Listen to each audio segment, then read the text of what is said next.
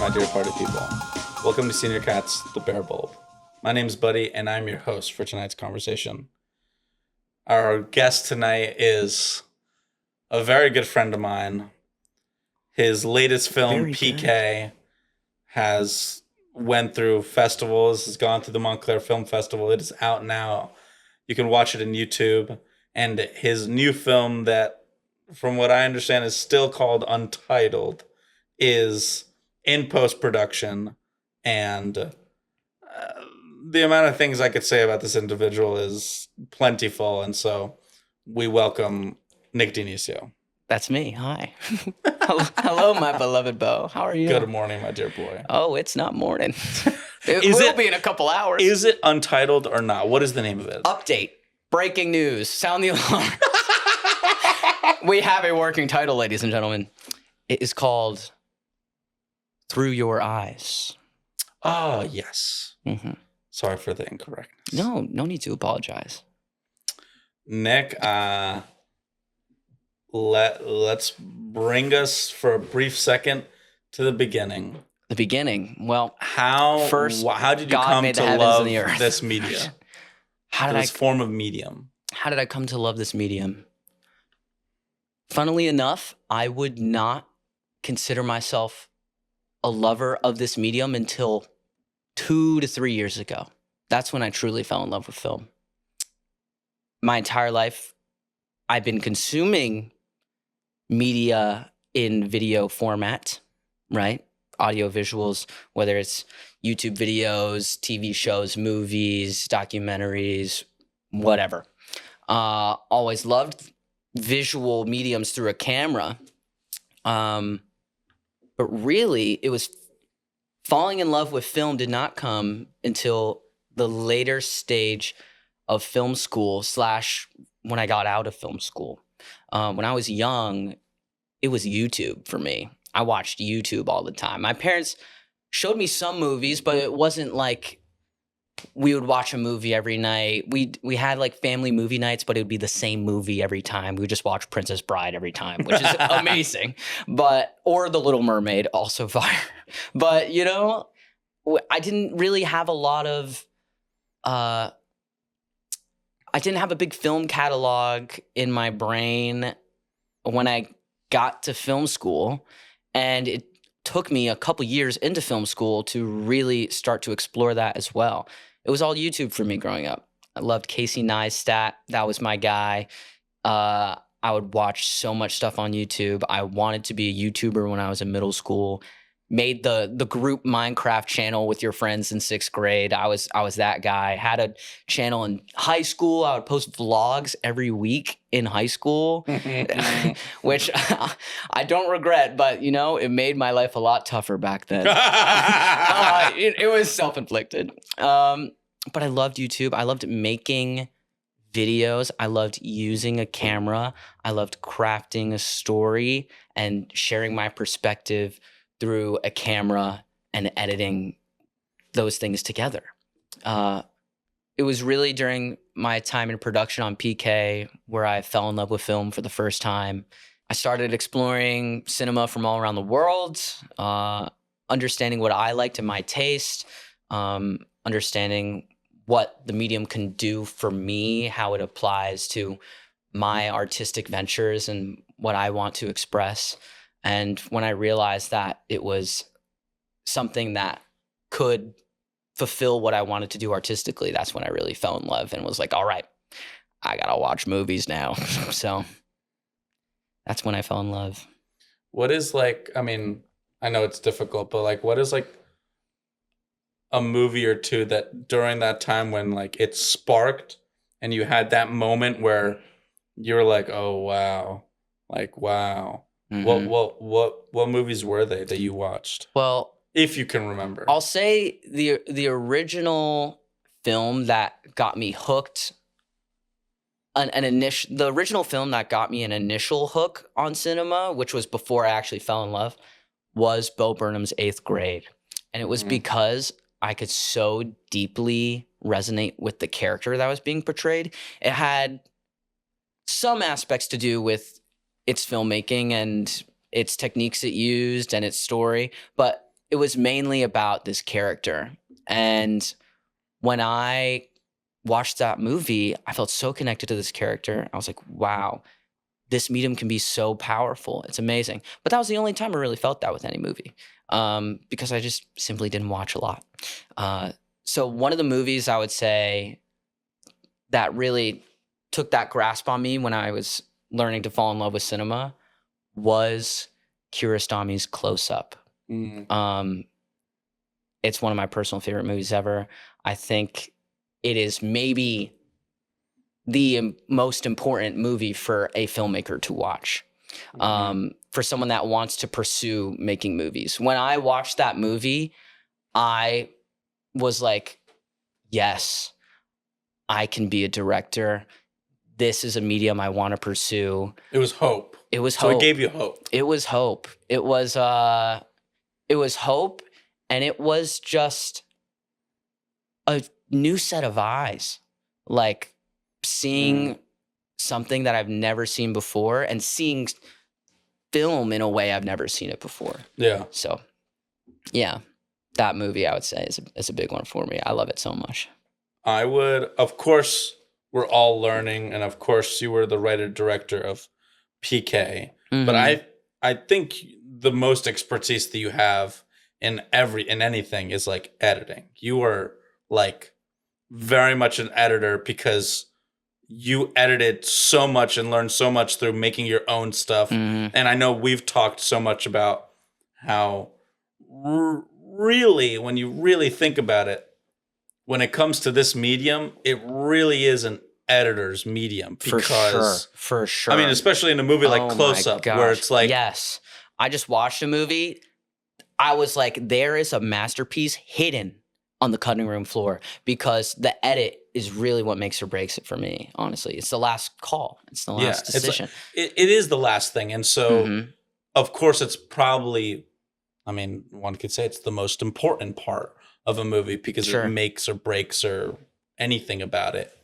And so when it comes to your expertise with editing, how do you bring that comfortability of it to the very beginning of something? Almost like, I know you're working on a new movie right now, but on top of that, the movie that you just finished, like, well, not just finished, you're still in, you're in post-production, right? Yeah, almost. I've done 2 passes of that edit now, so it's getting there. But so when you are starting, like, give me your experience from starting the Through Your Eyes and your new film that you're writing. You're comfortable in the editing room, so how do you bring your expertise to the very beginning and concept of a movie? Sure. Well, firstly, would just love to say editing, that was my thing. When I went into school, I was like, I'm going to be an editor.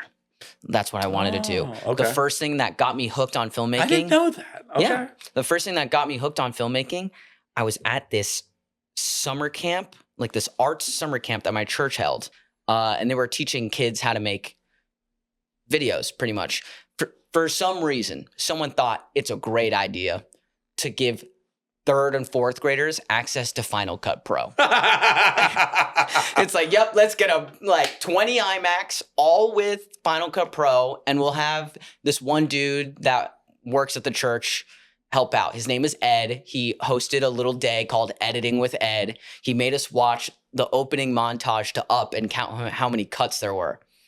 And that was one of the most fun things ever. And then they gave us footage, and they were like, here's how you drop it in, here's how you cut, and I just went crazy. My partner, he got no time on the sticks. It was just me just going, because I was having so much fun. I loved editing.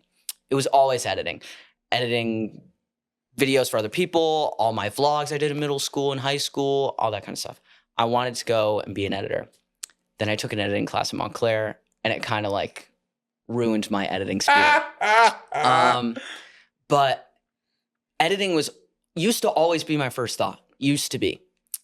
When I made my film in high school to be submitted to colleges, it birthed from this editing idea I had. But as I went to go make my thesis for PK, I'm not gonna lie, the edit was maybe the last thing I thought of. Because my brain can see shots and see how they can piece together.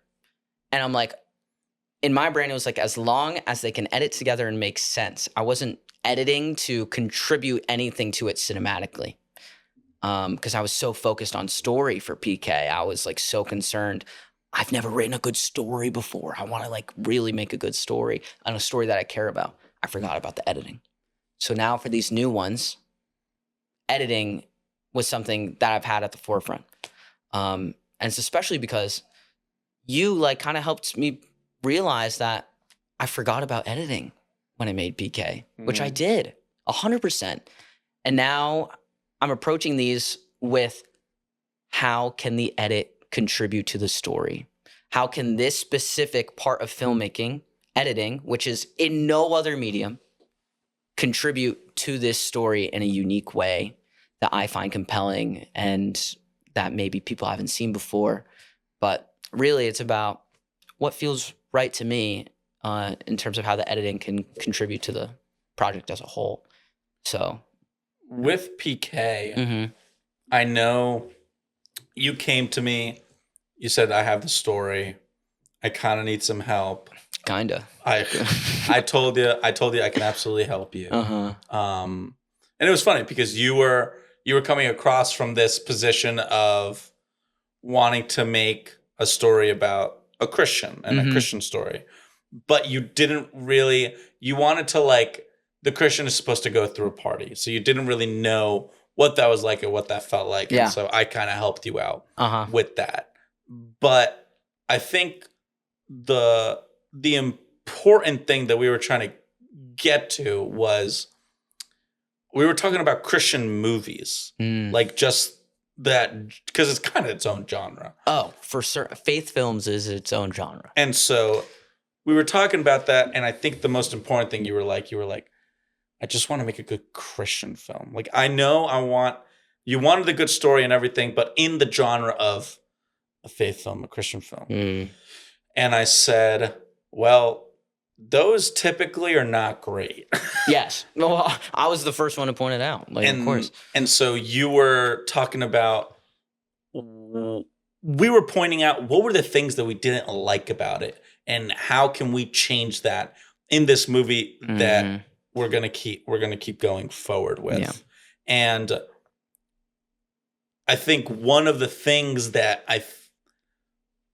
was important is there's like some sort of realism that I think sometimes misses from a faith film, as 100%, in like 100%. So like I think one of the biggest things is that like almost like there's no cursing and there's there's a restriction on a lot of things that, of course, it's possible that it happens in the real world. Yeah. But it doesn't grasp more people or more audiences or not just faith audiences. Sure. Because that level of realism doesn't grasp them because they don't understand that. They don't see the world that way. And of course, a faith film is restricting those things so that their faith allows them to see it and they can watch it. And it's intended for a certain audience. Exactly. Yeah. And so we were like, at the core, at the core of the Ben & Jerry's combined. At the core, we really were making a faith film. Yeah. We really were. We were tackling what did it mean to you? To me. Correct. Right? That was like the whole thing. We wanted to make sure that by the end of the film, we knew what Nick Dionisio felt about his own religion and faith. And it's difficult being a Christian. And that's what the movie is talking about.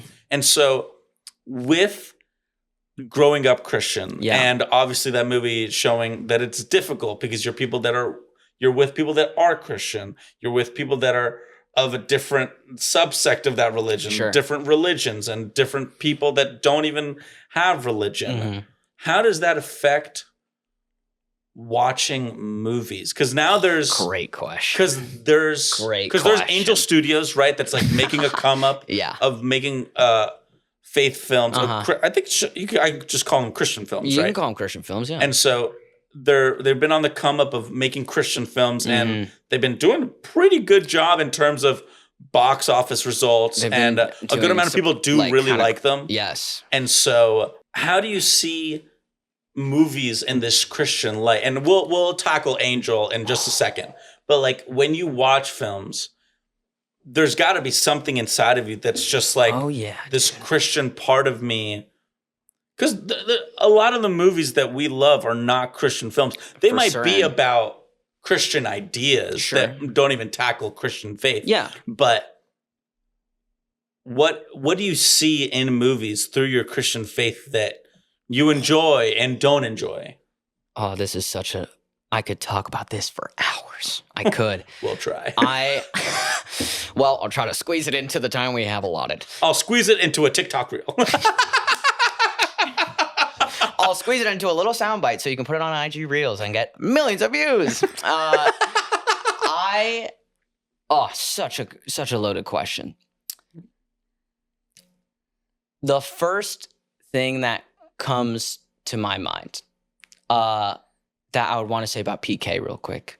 And you said you're correct. It was me trying to show who I was as a Christian and what I believed.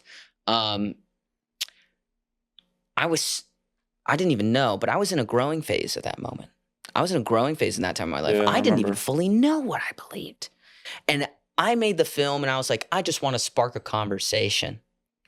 That was my excuse for not having a full grasp on what I believed. And while, yes, it's true that is something I wanted to do, I also used it as a crutch a little bit. Now moving on to, what do you want me to talk about? Watching movies as a Christian? Because I can touch on that. Okay, so watching movies as a Christian, I've had a very recent revelation and conviction about this.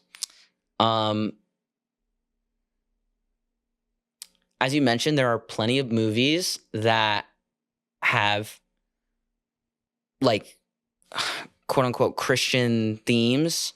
And there's certainly plenty of movies that don't.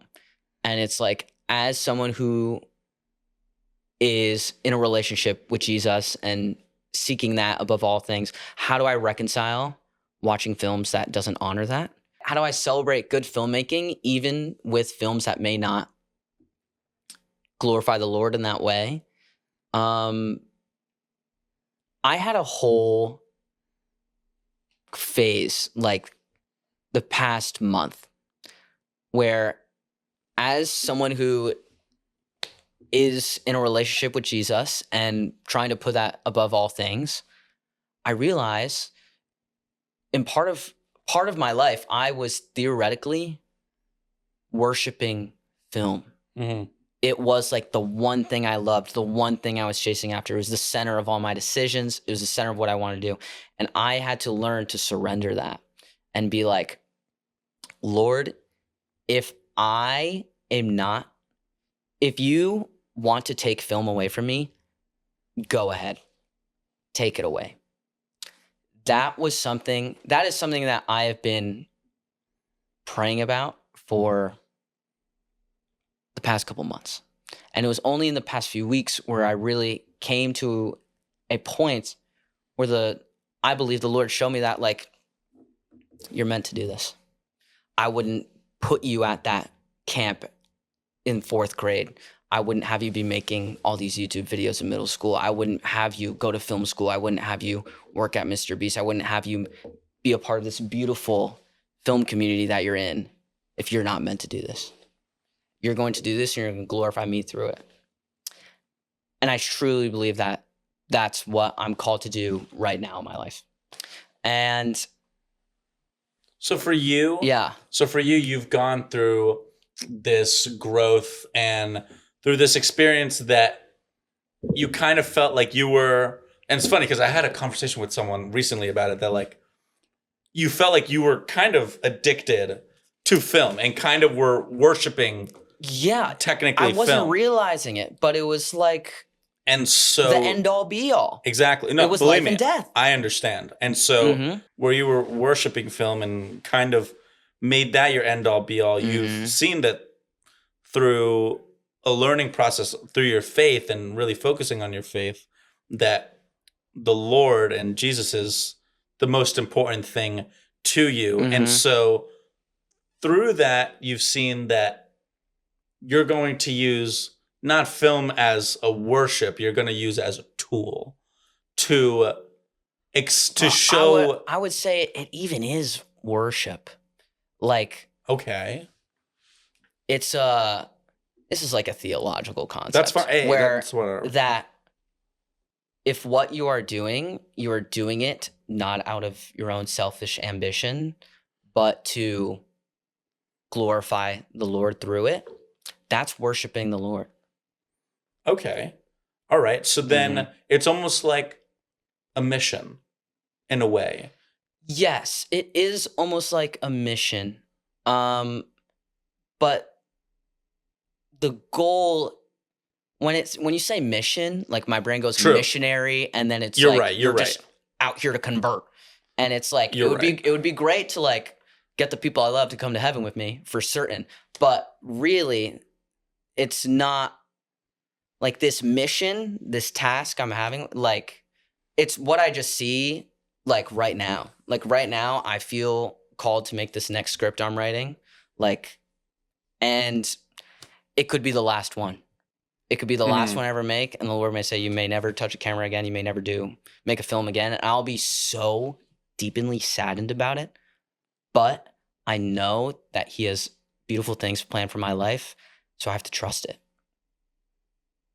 and obey it, as difficult as that may seem. And so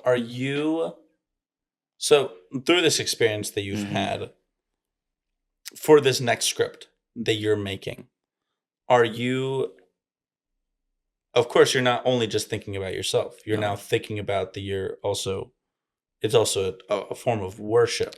So sure. Yeah. Does part of the writing of this movie have almost kind of a worship draft or a worship, I don't know how to say it correctly, but like you're thinking about that thoroughly through the draft? Here's the thing that was crazy. I had this idea where it's like, well, when I learned that, I was like, okay, I want to be able to use my work to, glorify the Lord, bring people to the kingdom, whatever phrase you want to insert. And I wanted to do that, but I didn't know how. So I surrendered it. I was just like, if this is what's truly meant to happen, like the Lord will make it happen. And I had this crazy, crazy epiphany with the script that I haven't even told you about. Okay. Which script? The one I'm shooting this year. No, the one I'm shooting this year at the beach. Okay, gotcha. Basically, this is a short film I've been writing for 2 years. I'm making it this summer. Very blessed, very excited to make it this summer. But I've been writing this for almost 2 years now. And it was just sporadic things that somehow melded together. And I would make this change here for some reason. I didn't know why. This change here for some reason. To me was insane. But there's a new change where basically all these random little changes I made all somehow connected that I didn't even intend for to happen.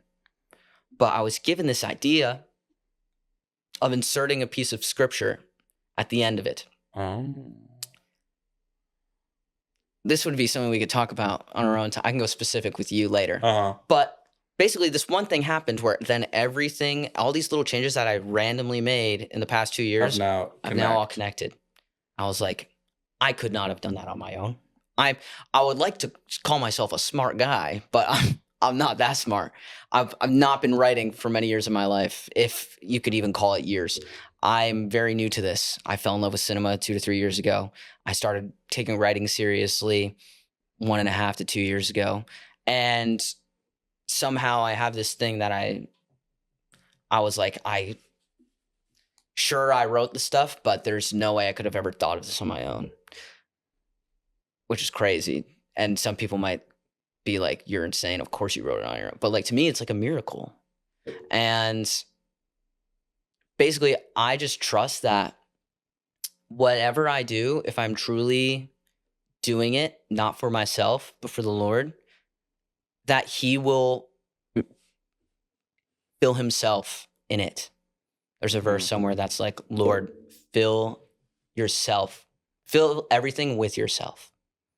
And as long as I don't let my selfish ambition and my pride get in the way of that, he will. So I know this might sound like crazy jargon to someone of the world. So one thing that I've been seeing, and let me see if it connects to you, is that we've had a few directors on here. Yeah. And one of the most like important questions that I like to ask them is that like directing, a lot of it is about controlling, and a lot of it is about decisions. A lot of decisions that you have to make, and you're being asked, and yada yada yada yada. But when it comes to these new movies that you're making, how do you put yourself in position to be a director and feel like you can make these decisions when your life is up to the Lord? So great question. How do you feel like you have the, maybe authority is a little strong, but it kind of is, right? Why do you feel like you have the right to be this director and to have these questions asked to you and to deliver these answers? And like this next movie that's with the beach, why do you feel like you, Nick Dionisio, have the right to make it? Amazing question. I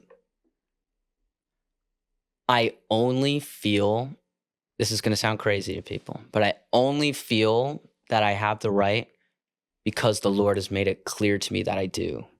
As I said, I was on my knees one day and I was like, take film away from me if you don't want me to do it, like take it away. And he didn't. And he made a clear and direct path to make this. So that's why I feel I have the right to make this film.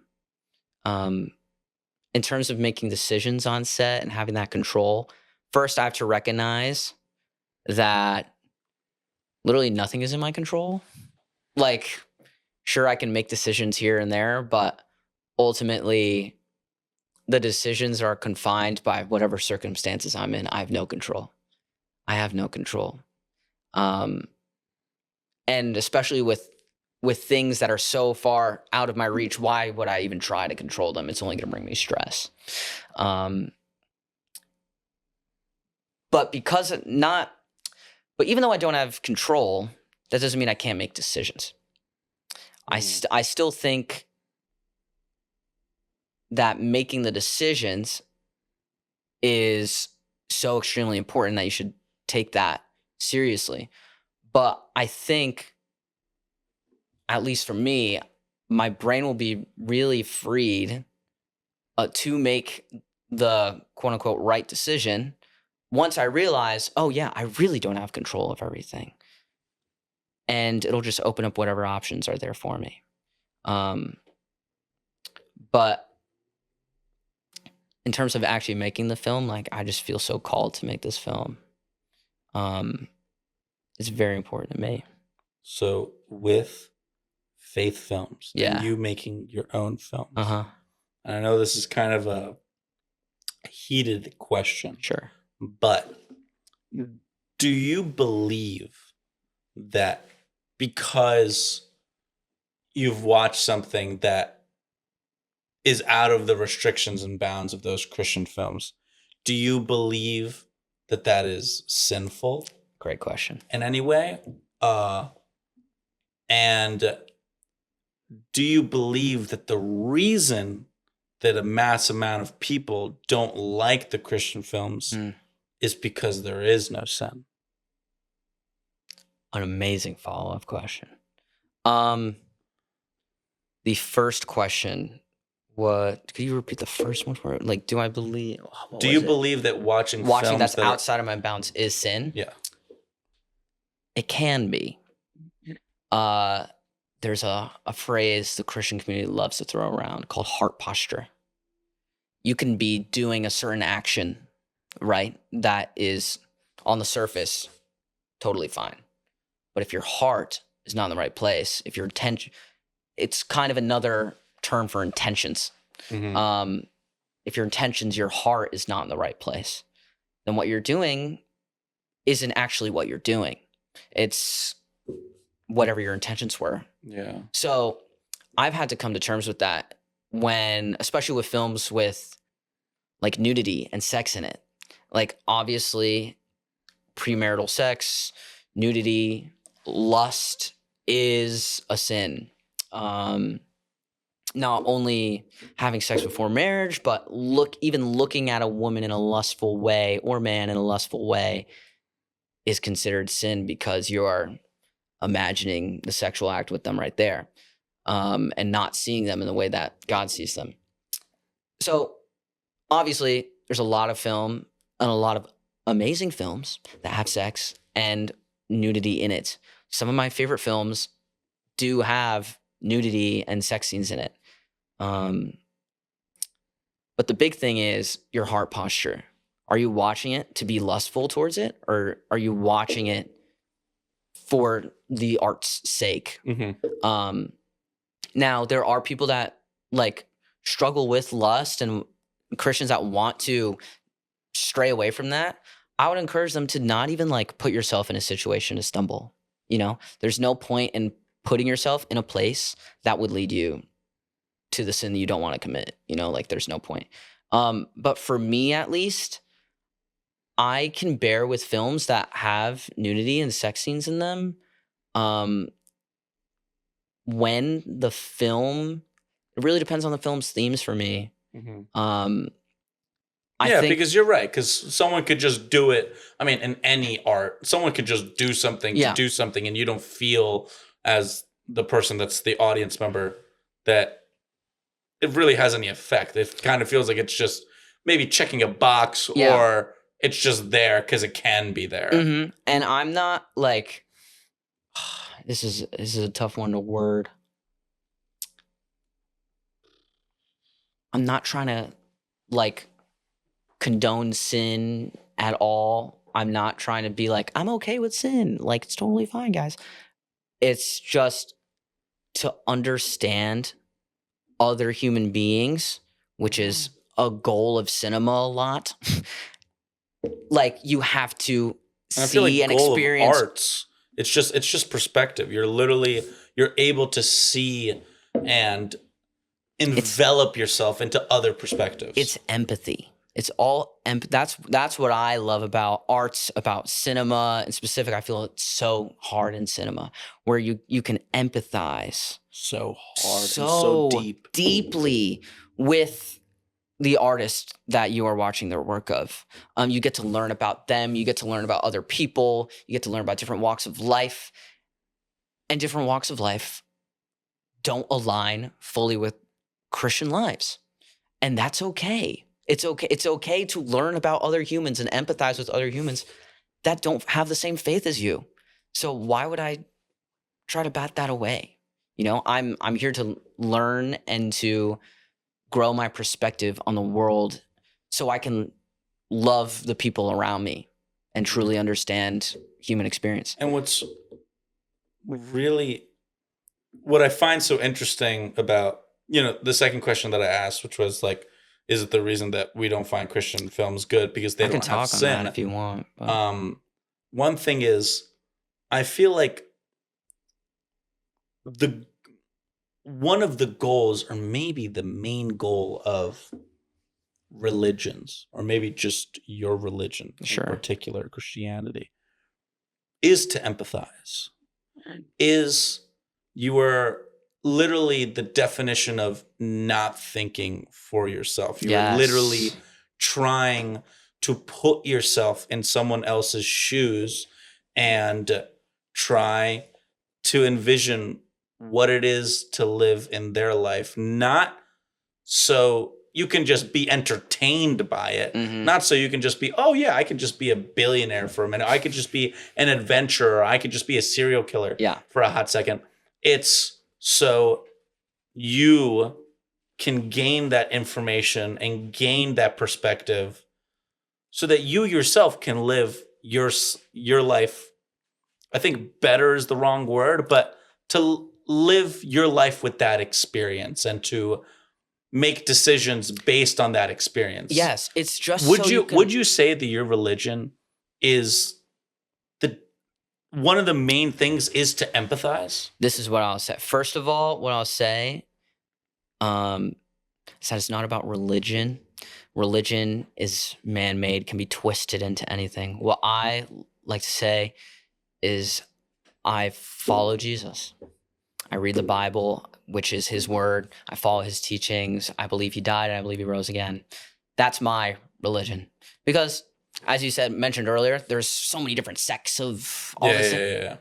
It's just about following Jesus. And that was the giant thing. There was the Old Testament law that was an eye for an eye. If you do something to someone, that thing should be done back for you. And he said, no, I want you to love your enemies. I want you, the people that persecute you, I want you to love on them and to forgive them. Because that's what he does for us. Like, every time we do something that Jesus doesn't approve of, we're low-key his enemy. Every time we curse against him, we're low-key his persecutor. And what does he choose to do? He chooses to go on the cross and forgive us. So that's what he calls us to do. It's empathy. It's understanding these other people. Like, he famously shared meals, broke bread with the sinners, with the prostitutes, with the people that would steal money from the towns. And he would sit at a table and share a meal, which is one of the most intimate things you can do with a person. That is how you get to know another person. It's at least a symbol for it. And that's what empathy is, understanding who other people are, what they go through. So we are called as Christ followers to show empathy to everyone, because no one is too far from Jesus' love, so no one should be too far from our love. With your films that are coming up and maybe even the future, now that we see that, I think empathy is like one of the strongest things about life and about film and about anything. In your films that come to be, how do you choose who we empathize with? That's a great question. Because you have to make the main character, the hero. And it's not just the hero that gains empathy. There are possible other characters that gain empathy. It's that what is the decision making into who you're going to give empathy with? The how is the tough part for certain. Because I want that's the art. That's the art. movie. That's what I want to show it to everyone. I think the master at it. One of the most clear examples, I already mentioned the movie, is Abbas Kiarostami's close-up. The whole film presents this entire situation from almost everyone's perspective. You get to literally rewatch scenes over and over again from different perspectives of the people in the room. He is, at least for me, someone that is so clearly the master at that. So I'm going to study him a lot. But in terms of choosing, it's hard because you want to do everyone. You want to choose everyone. That's something I'm trying to do with this next film I'm writing that I'm making in the summer. Like, it took me realizing that I was only showing empathy to one character. Yes. To then check myself and be like, what am I'm doing this all wrong. Yeah, literally. If my whole thing is empathy, this is crazy. Why am I only letting the audience empathize and sympathize with one character? And I'm painting this other character terribly and making them think about them in this certain way. And whose fault is it? Me. It's my own fault. And I didn't realize it. But the moment I realized it, I was like, I got to address it. I got to do something about this. And what I loved is that you somehow, and I will love when the film finally comes out, but you somehow turned everything you did, that experience, into what, in my opinion, the climax of the movie. Yeah, it's the experience that it was based on was so personal, and I only had this certain view of it for so long, and it took me writing this film for over a year to finally realize what I was doing and how close-minded I was, and to learn to truly empathize with everyone. So then I spent another year trying to figure out how to integrate that new level of empathy into it. So, yeah, empathy is the most important thing. The most. Mm-hmm. And with it comes love, in my opinion. But yeah. But it was amazing chatting with you. We could talk for hours. Literally hours. How long have we been chatting? I could not tell you. Probably an hour. For real? An hour? But I'll say this real quick though. Uh-huh. I think an example of a Christian artist I want to be like, someone that I really look up to, is C.S. Lewis. Writer of Narnia, of the Screw Tape Letters, of a bunch of different books. And I think like he is the perfect example of an artist that has such deep theological knowledge, such deep Christian belief, but is also able to make art that is consumable for mass audiences. Mm-hmm. Like Greta Gerwig is making a Narnia. Like how is that a world we live in? Like, so my dream is to be the C.S. Lewis of filmmaking. That'd be crazy. Like, that's what I would hope would be in store for my life. It could not be, and that's totally okay. But it would be so dang cool to get somewhere like that. I don't know. Well, I hope it happens for you. God willing. But have a beautiful night. It was an absolute honor having you here. Beyond a pleasure to be here. It was great talking with you. It was great talking with you. Sorry for my yapping. I'll probably see you tomorrow. Yeah, I probably will.